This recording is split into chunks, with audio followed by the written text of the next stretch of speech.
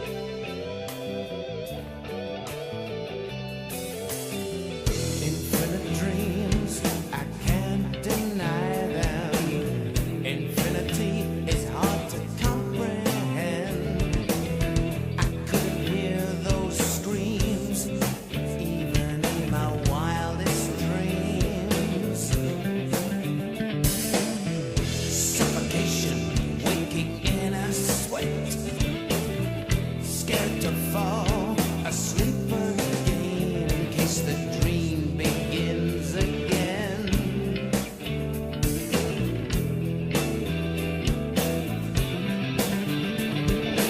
Someone chasing and cannot move, standing rigid and nightmare statue. What a dream! Where will it end? And will I transcend?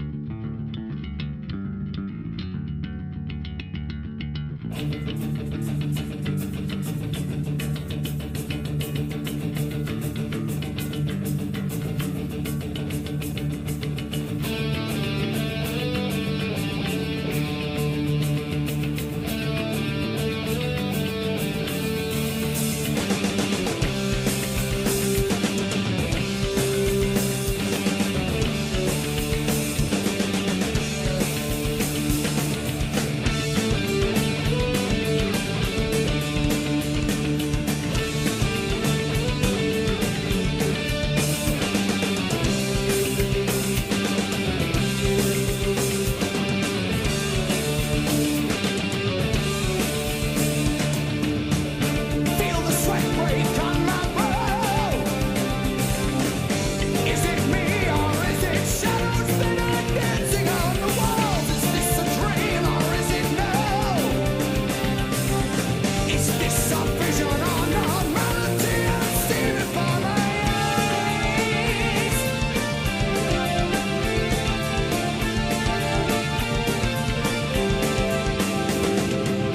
I wonder why, I wonder how.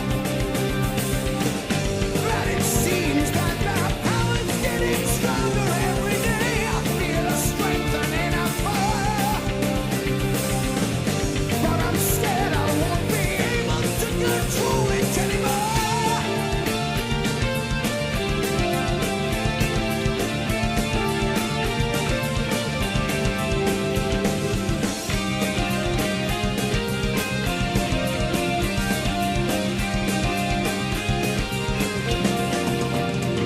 There's a time to live and a time to die.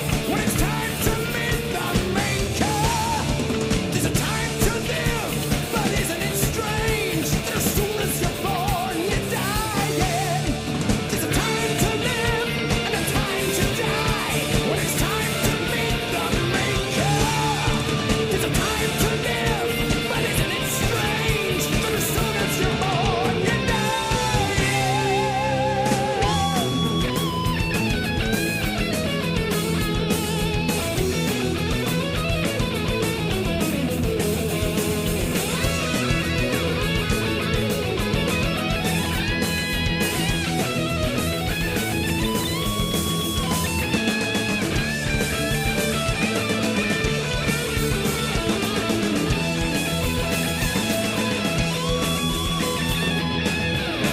Just by looking through your eyes, he could see the future penetrating right in through your mind. See the truth and see your lies. But for all his power, couldn't foresee his own demise.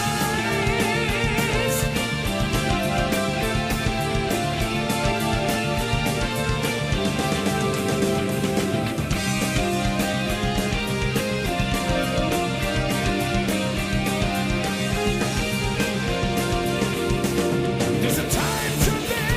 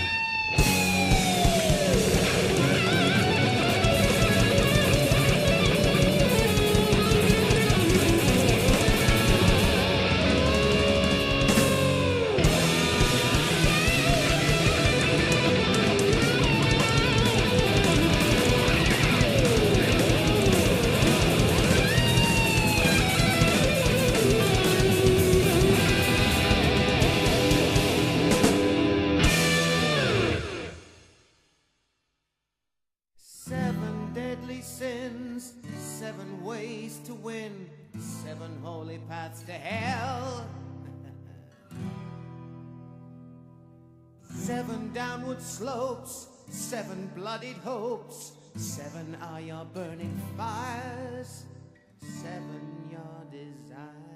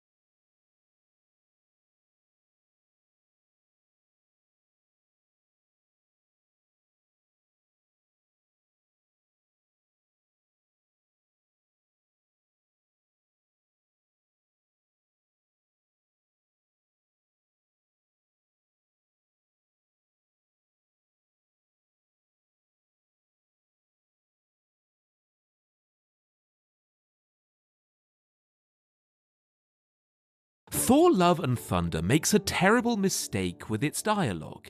Just listen to this and let me know if you feel that something is off. I admire your commitment to each other. It's a beautiful thing. Alas, it's something I'll never have. After thousands of years of living, you don't seem to know who the hell you are. My hope for you is that one day you will find something to make you feel this shitty. I have loved before. It didn't work out. They either die a grisly death or they dump you with a handwritten letter. I don't know which is worse, but it's why I keep everyone at arm's length. It just sounds wrong. Like, these two guys don't talk like they're real people. Imagine if you were walking down the street and you had two guys chatting to each other like this. You'd raise an eyebrow and look at them because something about the way they're speaking would strike you as fake and artificial. What's really interesting here is how, in theory, this scene should have been quite good. The characters have a great dynamic going on. Thor envies Star-Lord and how he has a group of people he loves. Star-Lord feels sorry for Thor and wishes he could have his own family like he does. But Thor could never do that because so many people he's loved have either died or left him, he's unable to fall in love again. All of those sentiments are brilliant, in theory, so why does this scene not work? Well, it's because the dialogue you just heard is what happens when a writer fails to use subtext. And what is subtext? Simply, subtext is what is not explicitly said. It is the information dialogue gives us that is not on the surface level. To demonstrate the power of subtext, let's rewrite that scene you just heard so the only change is that subtext has now been introduced. we begin with Star-Lord joking around with Rocket and Drax. One of them tells a joke and they all start laughing. We see them having a wonderful time. Then we cut to Thor looking at them, holding a smile that's failing to reach his eyes. And as their laughter grows louder, Thor's face, oddly, becomes sadder. He leaves the ship. Peter notices his pain, so follows him. "Are you all right?" asks Peter. "Oh yes, fine. Just needed some fresh air," says Thor with a laugh. Peter gives Thor a long, analytical look, and the fake happiness on Thor's face begins to crack. "Come back in," says Peter. "Me and Rocket were about to play a round of Intergalactic Gargle Blaster. You're welcome to join in." Oh no, I wouldn't want to intrude," he replies instantly. Another long, long silence. Peter looks Thor dead in the eyes, and Thor tries to look at him back, but can't stand the concern on Peter's face, so he looks away. This goes on for a while before Peter breaks the tension, giving Thor a friendly hit in the arm, saying, "Stay safe, Thor. You as well," he replies.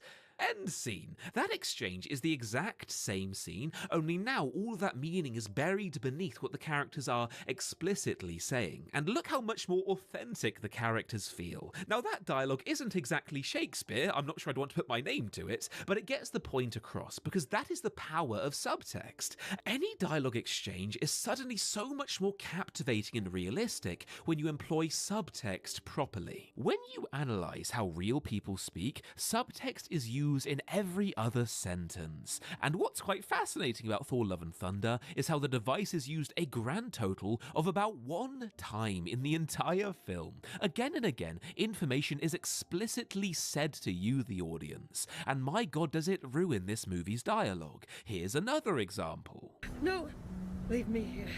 I want to die a warrior's death. On the battlefield, in battle.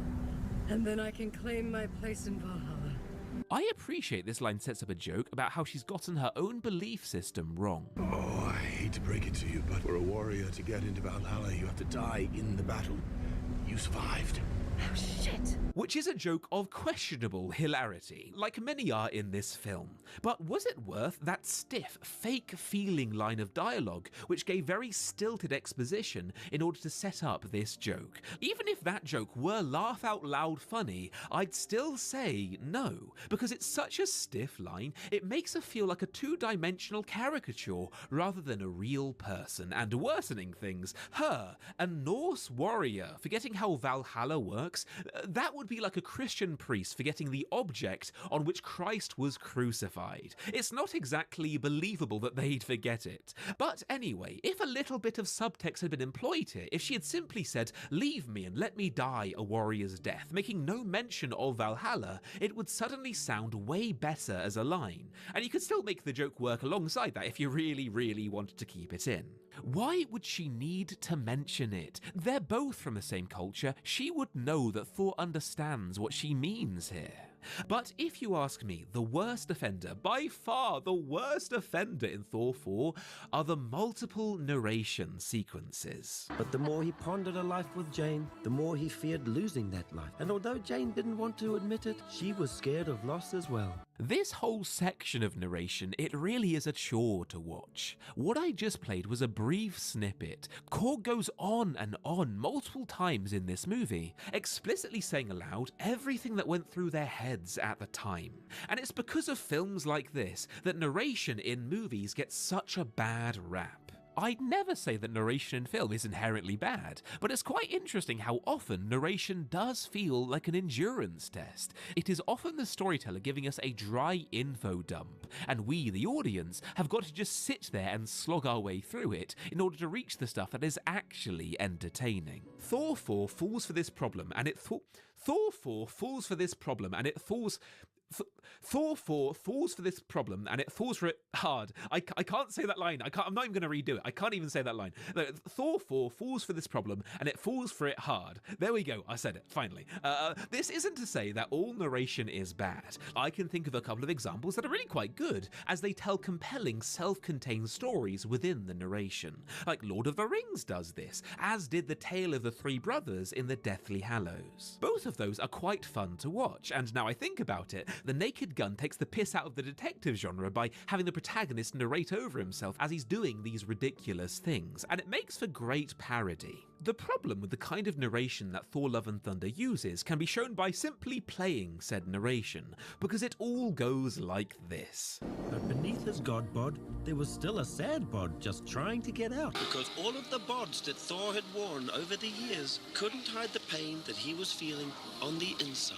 Sure, it's very blunt and on the nose, there's no subtext to it, and that's a problem. But what's the bigger problem here is how there's nothing this narration tells us that a good writer couldn't have told the audience anyway, but without the narration. By merely writing a good scene of dialogue, where Thor is chatting with Korg perhaps, and because of how well written the dialogue is, because of all the subtext layered between the lines, the audience now knows all about what happened between Endgame and now, all about Thor's fear of falling in love again. No hard-to-watch expository narration necessary. Ultimately, narration in film has a tendency to be quite boring, not because it's inherently boring as a device, but because narration is often used as a last resort by writers trying to get their exposition across because they can't think of any other way to do it. And that's fair enough, frankly. Like, every writer knows what it's like to be in that situation. However, unskilled writers are more routinely made desperate enough to resort to narration because they don't have the skill to inject subtext into the story itself in the way good writers do. And also, because they're unskilled writers, they can't write good narration anyway, as they fail to use the device in fun ways, such as to generate really quite good humour and great characterization in Deadpool, or to tell a genuinely gripping standalone story such as the defeat of Sauron, or the three brothers trying to outwit death in Harry Potter. Subtext is hands down the most efficient, effective way of delivering exposition that exists. In a very brief space of time, good writers can convey so much more exposition than bad writers can using subtext, and even better, they'll do it without you even realizing that they've given you exposition. Let me think of a quick example to prove that. Let's say we have a man at home and then a woman walks through the door. He says, "How was work?" and she huffs through the nose before replying, "Oh, you know." Then she forces a brief smile that quickly devolves into a tired expression. He walks up to her, concern on his face, but before he can say anything, she asks, completely out of nowhere, "Did the plumber finally come today?" Now that dialogue, again, isn't exactly Shakespeare, right? But just from that brief exchange, we can gauge so much information that is not explicitly said. That her job is wearing her down and does so regularly. We can discern that these two are romantically engaged by how he cares for her, although that's not exactly subtext, I don't think, but what is subtext is how she asks that random segue of a question about a plumber to stop him from asking her what's wrong. What does that tell us? That she doesn't want to talk about it. Perhaps because she loves him and doesn't want to unload all of her crap on him and just sour his mood. Or perhaps she hates being pitied. She hates looking weak, potentially hinting at a flaw in her character. We also know that they're having problems with their plumbing, and also that the plumber has stood them up at least once because she uses the word finally when asking if he came by, indicating that she's frustrated. We can also discern that this guy didn't go to work today while she did, as he was there to meet the plumber, implying that he's either self-employed or sick or on holiday or has another reason to stay at home while she's at work. That right there was 3 lines of dialogue, just 3. But look how much work those lines are doing. Don't just look at the sheer quantity of exposition given out, look at how those 3 lines achieved all of this with seemingly such little effort. This isn't obvious exposition like. This is why we're here. Unobtainium. Because this little gray rock sells for 20 million a kilo. That's the only reason. It's instead subtle exposition. That is what subtext does. It doesn't just make dialogue feel way more natural, which it does. It makes the story feel just so rich, as every line, every action has so much meaning behind it. If you can master subtext, you never have to worry about your story having blunt, lazy, on-the-nose exposition like this. After thousands of years of living, you don't seem to know who the hell you are. Because not only have you given out that exposition layered between the lines, you've done it without the viewer even realizing that you've given them exposition. You've done it so subtly. But what I think's the main power of subtext is how we humans love puzzles, and the more subtext you have, the more puzzles the audience has to solve. How many times have you played a game, you're just on the brink of solving a problem, and then the character says aloud a huge hint on how to solve it, just as you're about to solve it yourself, and it frustrates the hell out of you, because you would have rather solved the puzzle all on your own.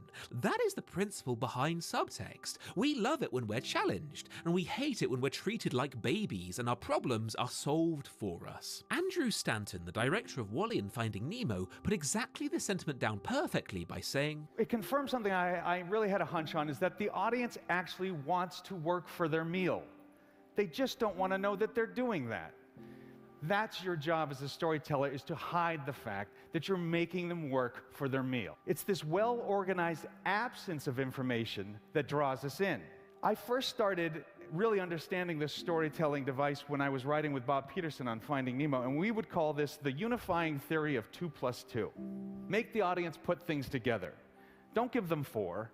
Give them 2 + 2. The elements you provide and the order you place them in is crucial to whether you succeed or fail at engaging the audience. Editors and screenwriters have known this all along. It's the invisible application that holds our attention to story. I honestly think that if you as a writer had to write down in permanent marker a note on your wall, this would be it. This is a great mantra to remember every time you ever write a scene. How can I not explicitly say something, but rather present the audience with clues that they can use to figure it all out for themselves? When you pull that off in every scene, all the way through your story, that is the mark of a true master of the craft. Don't give the audience 4, give the audience 2 + 2. Always bear in mind the simple truth that bad writers give us the answers, but great writers, they instead give us the clues.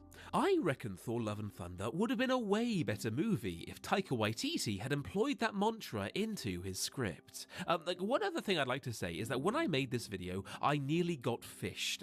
Basically, I was expecting a package for a Christmas gift, I missed the delivery, and then I got a text from UPS saying I needed to pay a redelivery fee, so I got my card out, and it was only when I started to type in the numbers that I realised, oh no, this is definitely a scam. Like, by pure cosmic fluke, I got the message when I was expecting a redelivery from UPS themselves, and they nearly got me with it. The truth is, even if you're very internet savvy, you can't bat 1,000. Like, methods of phishing grow more sophisticated every day, and you never know when just the right email comes in at just the right time to catch you out. Like Alex's Corner, one of my fellow Nebula creators, she got her account hacked in exactly this way, and they started posting cryptocurrency scams on her channel. Even if you're hyper-vigilant, that may not be enough, and it's because of this, I'd like to recommend to you guys NordVPN, the sponsor of today's video.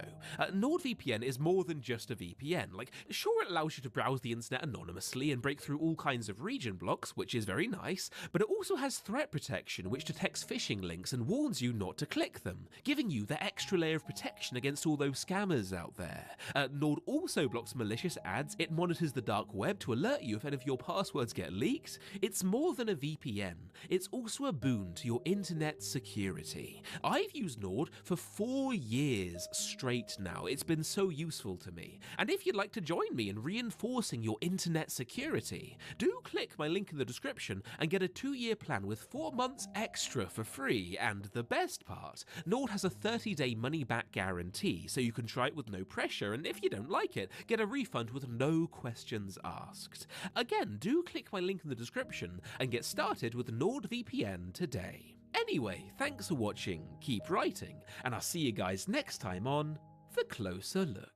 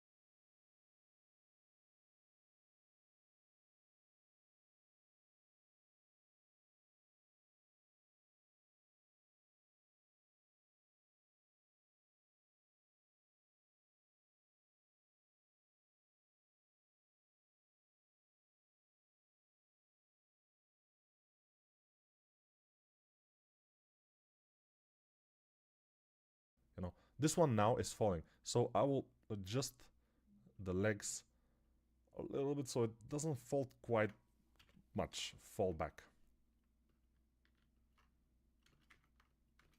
That's my idea. What's the name of the brushes you use? Okay, I will tell you the names of the brushes I use. Standard brush, or in this case draw brush, draw sharp brush, write them down, draw sharp brush.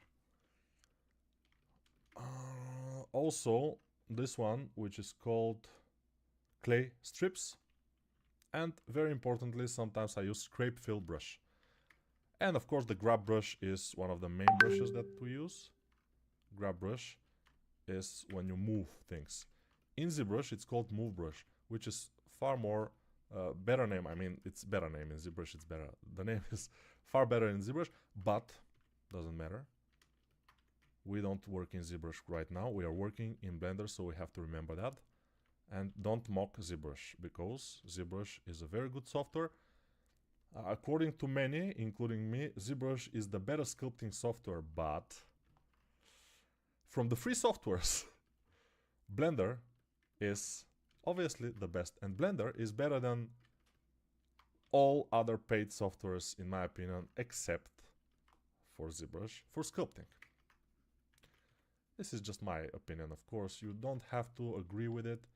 It's completely biased opinion because I'm using Blender, I'm teaching Blender, I have courses.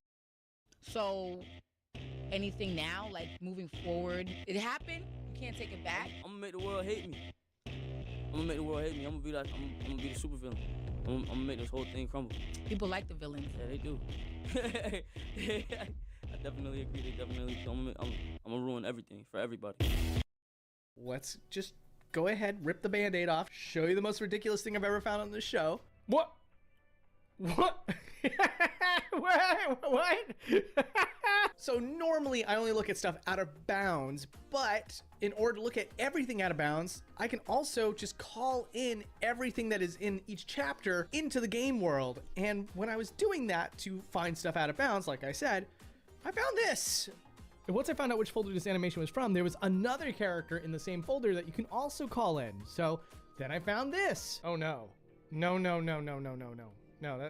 that can't be right. It is right in the sense that yes, that character model is supposed to be there. That wasn't intentional, right? It was intentional. This character is in the same folder and it's meant to be Anya getting a lap dance from Curly. That's not supposed to happen.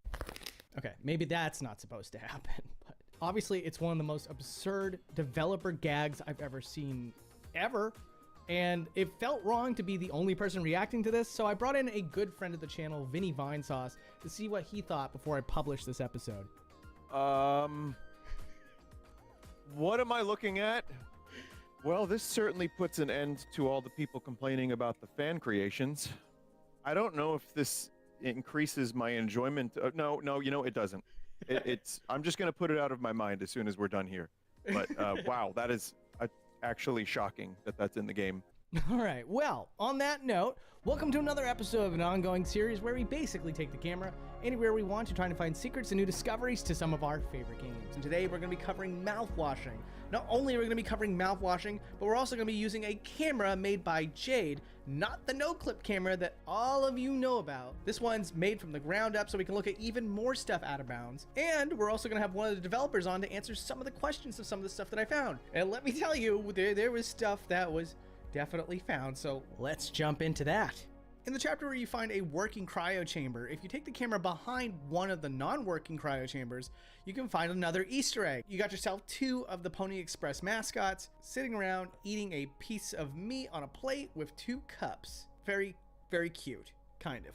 Except knowing what that meat is, it's not cute anymore. Now, as you know, the resolution in this game is set to very, very low for aesthetic reasons, but as a result, a lot of the details in this game become impossible to see. One of the best examples is this monitor here in the cockpit. If you take the camera up to the screen and start reading what's written here, you can see that it says, now let's write something important. Have you ever considered how useful umbrellas are? They're fashionable, protects you from rain, and can be pretty cute too. I wish I knew who invented them. Do you think they're famous? I could look it up, but I won't. You do it if you want. If you haven't realized by now, this text is useless garbage that doesn't mean anything. It's not meant to be read, just filler text.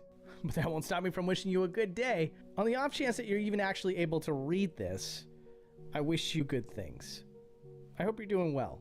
Whether your day is ending or it's just beginning, I hope it is good.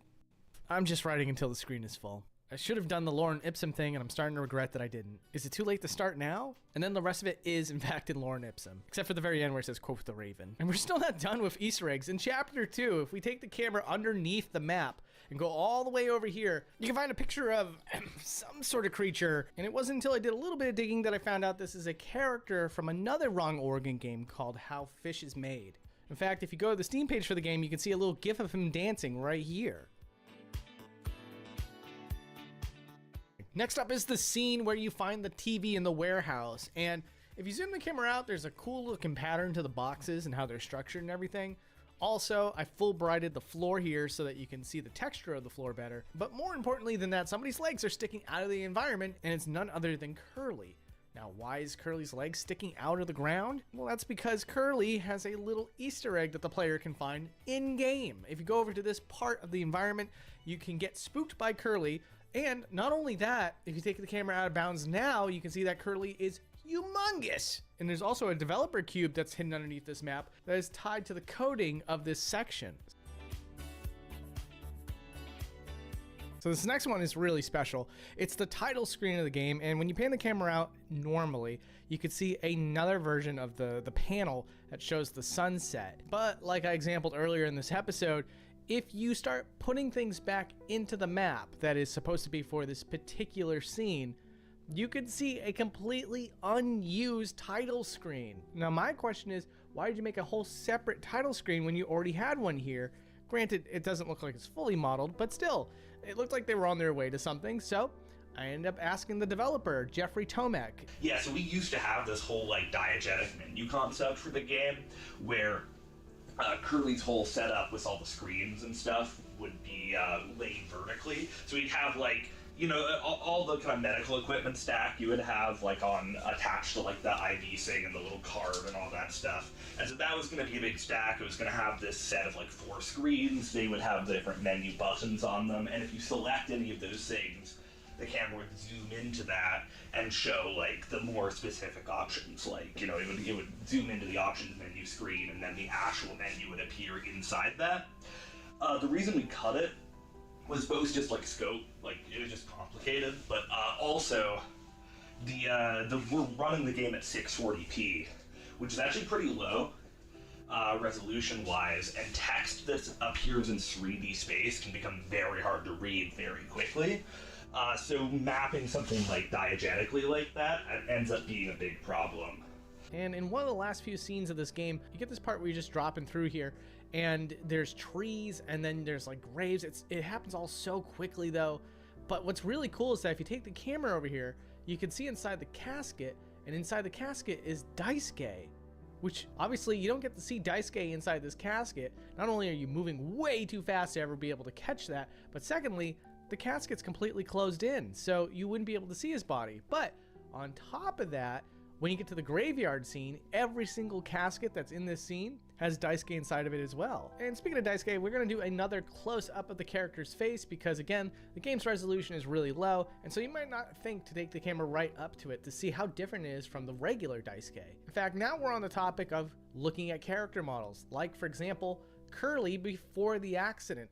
There's not a lot of times where this character model is used, and even when it does, you don't get to see the entire character model in one shot. So one thing I really wanted to do is show the shoes. I know that sounds weird, but like all the characters have different shoes in this game, and Curly's is never shown to the player. So in this instance, you can see that Curly's shoes appear to be men's Uggs. Wasn't expecting that, but yeah, well, there you go. And again, these pairs of shoes are different from every other characters in the game. And we'll get to one other pair of shoes in a second. But also, if you take the camera inside of Curly after the accident, you can see that the eye will follow you no matter where you go. So in no clip, if you take the camera into the back of his head, for example, the eye will actually shift around to look at you. Also, if you thought that Anya just looked like Shelley Duvall by coincidence, if you take the camera over to the shelf of books, you can see that one of them says Stories from Overlook Hotel, which is a reference to The Shining, because the hotel that they stay at is the Overlook Hotel. Also, a detail you might have missed is that if you looked at this corkboard, there are a couple of sticky notes that have little doodles on them, some of which are for the Pony Express. And then there's one here that's really strange. It says Yimpy with a very unfortunate looking face drawn. But I've distracted you long enough. I know you're all on the edge of your seat to see more shoes. So Swansea has a pair of sneakers and they actually have a logo on them. Apparently these shoes are called Tilbs, Tilbs, which is really neat. And also, Swansea's key has a swan on it, but with the low resolution, it's not easy to see what's written on the little sign. So I wanted to take it up there for you and it shows you that it says, "Where the fuck are my keys?" Seems a little bit excessive for a keychain, but that's fine. And then Daisuke has a Game Boy, or should I say a Game Kid. Really cool callback to 90s gaming. And what's really cool too is that if you take the camera behind the Game Kid, you can see that there are stickers of flowers on the back as well. There's also a World of Gaming magazine, and there's all sorts of different stuff that's written here. Like, for example, there's one that says poll. Would you rather be meat or vegetable? And then to the left it says fresh meat doing what? Experts infuriated. And then below that it says opinion. Wrong organ was right all along. And on the magazine itself it says new demo, now on Game ID exclusive interview. And if you had a hard time reading what was on the gravestone, it said Semper Desiderari, which translates to always missed. Also, there's this scene here that you're not supposed to see yet, and the developers masked what is behind this weird smearing. If you take the camera behind the smearing though, you can see a scene that is obviously not to be shown yet. So unlike some scenes we'll talk about, this one actually dedicated itself to what was supposed to be hidden from the player. And now I just want to show you the entire game's ship in one shot. Well, this is everything that you're able to see before the crash. After the crash, you obviously get access to the cargo area with all the mouthwash. And the room for that is so massive, it's bigger than the entire ship.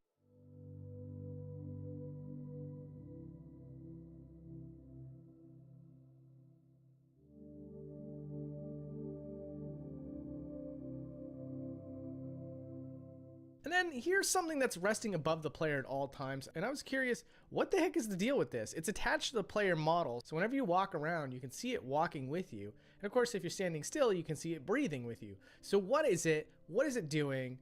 What's its purpose? The texture that you're seeing floating above the player all the time is eventually a UI element that's being filmed by like a camera, and it's used to create something called a light cookie, which is like a texture that multiplies a light source by.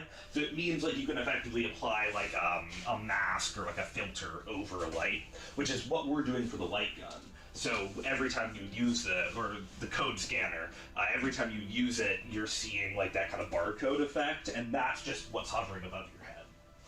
And there's a couple things I want to talk about here with this scene where you're supposed to walk backwards from the vents. Apparently there's no walls to this room. It's normally super dark, and when you have it completely lit up like this, you could see a weirdly textured like playpen that is massive surrounding the player. However, where you walk around and stuff like that implies that you're in a hallway of some sort. Now, then there's this little shrine to Daisuke, and there's a whole bunch of arms of Daisuke touching his weights, flowers, and Game Kid. But here's something that's really cool. If you take the camera underneath, you might notice some little strings. Now, what are these strings?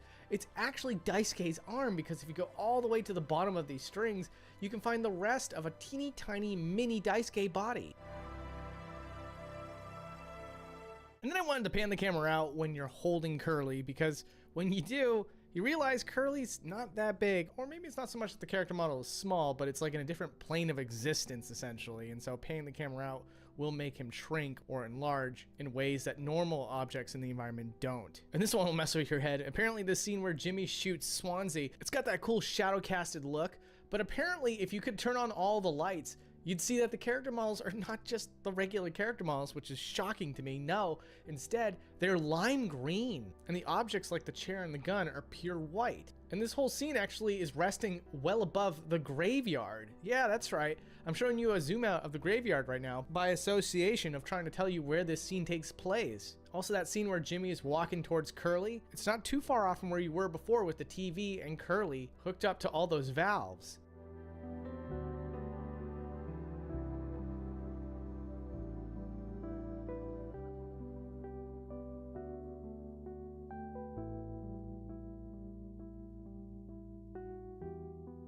And the warping in this game is kind of creepy in my opinion. One of the scenes that I thought like, wow, I wonder what's going on behind your back when the characters are moving up closer behind you.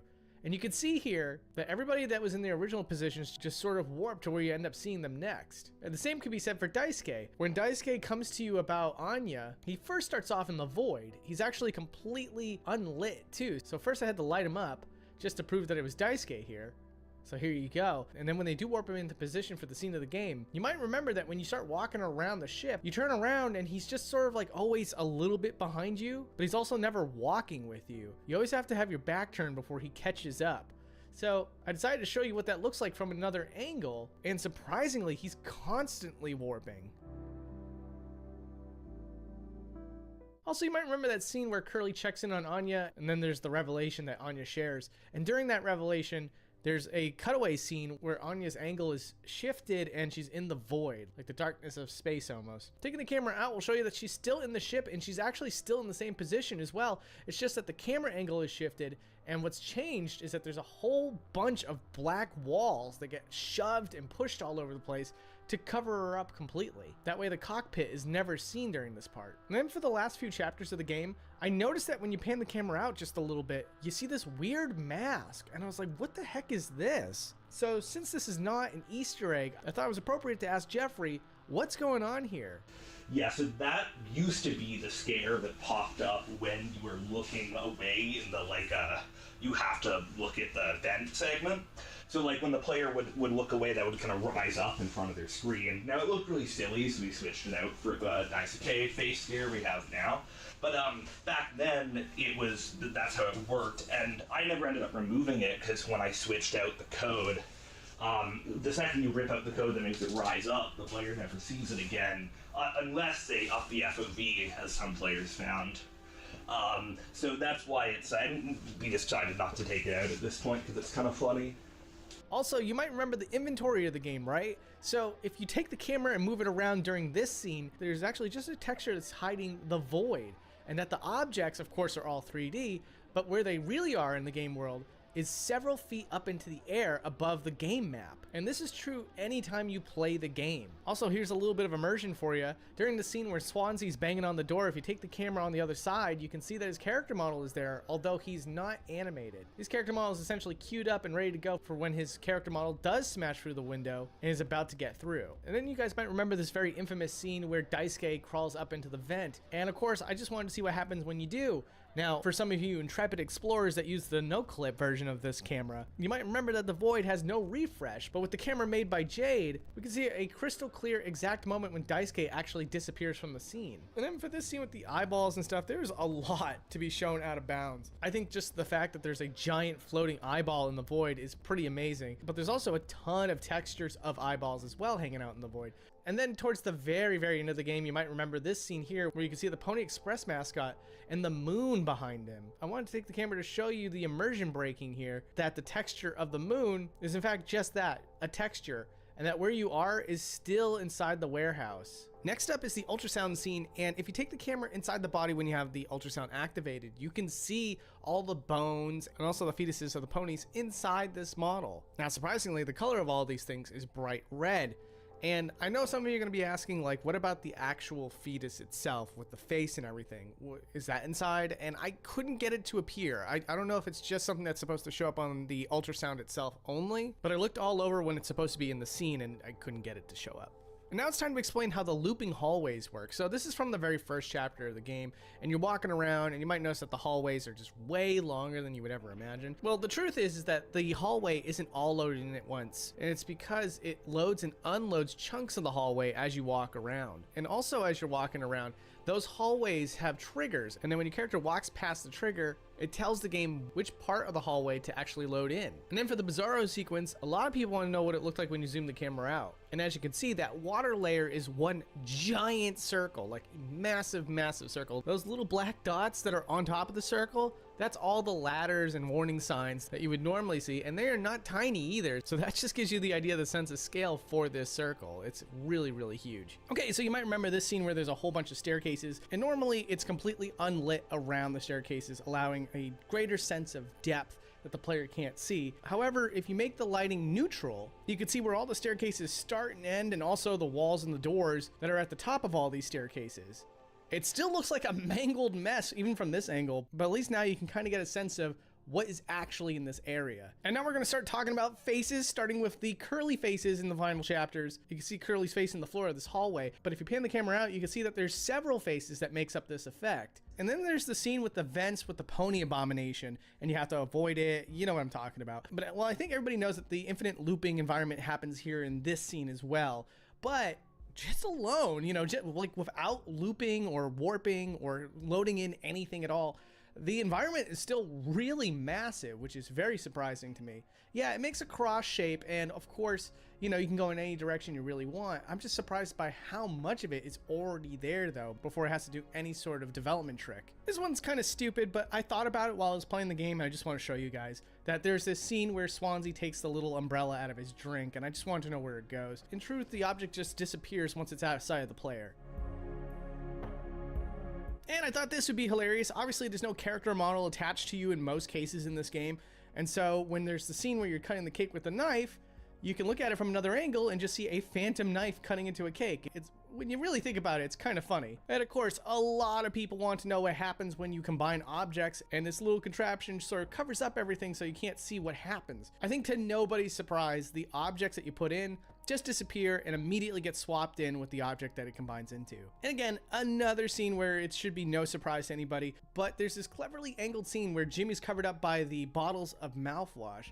And if you take the camera out of that angle, you can see that there is no Jimmy model, leaving a fairly strong commitment to the fact that if you're going to be in control of the character, that character model is not going to be there. And similarly, a scene that a lot of fans want to know about, of course, is the scene where Anya locks herself in the medical room. So people that know about the no clipping, go through the door, don't see anything on the other side. I think what we've established in this episode already is that we can restore things and see if there's anything that was actually in the code at least.